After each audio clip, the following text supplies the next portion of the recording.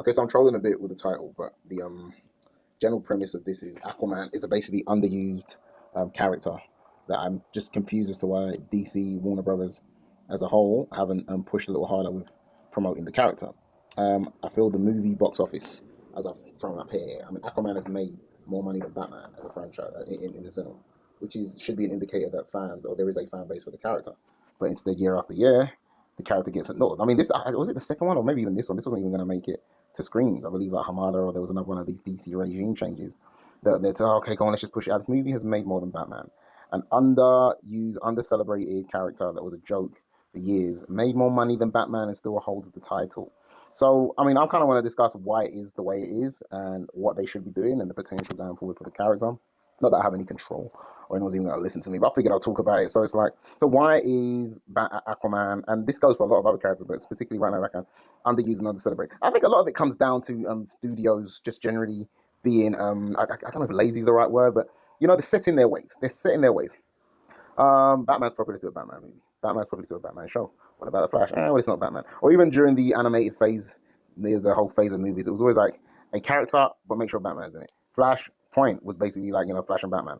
Justice League Dark, that Batman in it. And he didn't really need to be in it, but I think that's some kind of a lazy mandate. I believe I must have done another video that has an emphasis on this, but I believe there's a an actual mandate to have one Batman movie a year and one Justice League character, adjacent character, could either be a Justice League movie or a Justice League character with Batman in it. Because if you notice, I mean, off the top of my head, there was Flashpoint, which was a little different as a whole, but Constantine and Batman, and it just has to pop up. So again, that's another example of this weird dependence on Batman. You'll probably say, well, he's so popular. If he's so popular, why has Aquaman outgrossed him? I can tell you why he's popular. It's because they've gotten lazy with the character and they just pushed him, forced him down people's throats. And everyone just thinks he's popular. No, he's just the most promoted. There's a difference. Every single year, there's a generation of kids and consumers that have a fresh slate. They see all of these characters as equal. The Flash, Aquaman, Batman. They didn't grow up with Adam West. They didn't grow up with, some of them even grow up with Christian Bale. So you can't just say, well, you've got this long history. Yeah, sure, with the elders, but this generation, the consumer now, they're into the newish. And this Aquaman again, I'm not even an Aquaman fan. That's the comedy of this. I'm not a fan of Aquaman. I could care less if they do make 10 Aquaman movies or one. But I look at things from the point of because I like to study trends and the psychology of business. That's really why I'm even talking about this because this lends itself to other stuff. Black Panther's another character. It's made the most out of any Marvel movie for a solo character. On its debut, and it's like they can just about muster a sequel and no animation, no video games. I mean, Aquaman. Just to try and wrap this video, Aquaman. So what did I say? I just remember what I was even talking about. Why it is what it is, what it should be doing, where it can go. I mean, what it should be doing is sequels, animation, video games, one, two, three. Merch. Have like collaborations with SeaWorld. They could do some National Geographic type stuff. Really explore that world. Animated shows are a must because animation is a lot more controllable than live action. So all the kind of bombastic, big special effects that's harder to do in live action, they could exploit like crazy. And then you got spin-offs. What about Mirror? We could do a Mirror show. And I'm looking at this from the point of view of business, guys. I'm not saying this is what I personally want because I don't really care. But if I wanted to make money, this is what I'll do. There's Aqualad. I think one of them is like a gay one too, so you can kind of lean into that. The LGBT. So you've got options here, right? But what do they do? Nothing. James Gunn has taken over, and Superman was the priority, right? Batman's unfortunately is under the umbrella of Matt Reeves, but I guess it's mandated that, buddy, if we're gonna do a new DC world, let's start off with a heavy hitter. So let's get with Superman. Batman's kind of preoccupied, but in an adjacent Matt Reeves universe, but we're still making money of it. Aquaman should be next, based on numbers. Obviously, Flash, Cyborg, one of them, but Aquaman, based on numbers, he should be next. So what I would be doing in the present is just recasting immediately.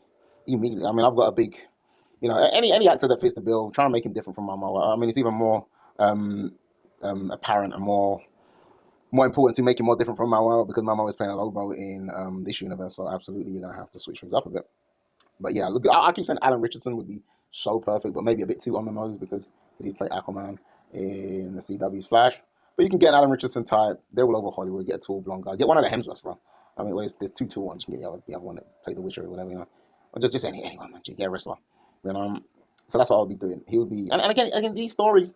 People keep forgetting, oh, you got to join them up and they're going to make sense. Not really. Like, you can have whole big epic adventures isolated from the other characters, especially considering you live in the world. But anyway, movie, game, animated show is a must. A proper one. I like goofy one they did already. I don't have to redo this video. I don't know longer than 10 minutes.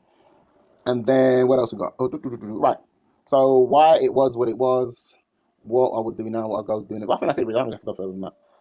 But yeah, just to conclude this, laziness set in their ways, hence why We don't see Aquaman. We don't see Flash. It's a miracle we had that Flash TV show.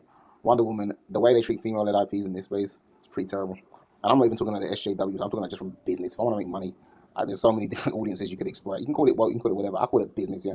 And they're not even that business-minded because that's how set in their ways they are. So I don't know. So for psychological analysis, at least, it's very odd. But yeah, Aquaman. Free my boy Aquaman, and Aquaman. Free him up.